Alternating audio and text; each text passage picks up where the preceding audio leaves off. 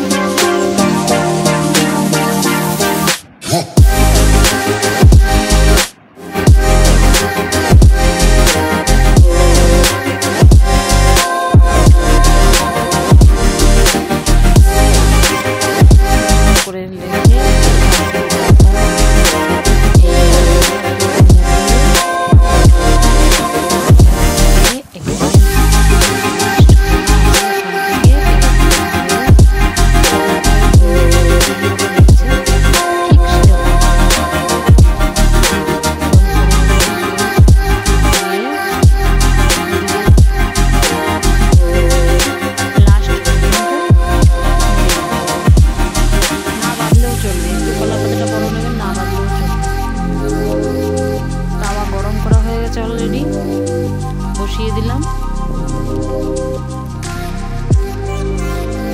এরপরে পাল্টে পাল্টে, আপনি যদি ফুল আঁচে করবেন তো এটা সময় বেশি লাগবে না, কিন্তু জিনিসটা ভালো হবে না।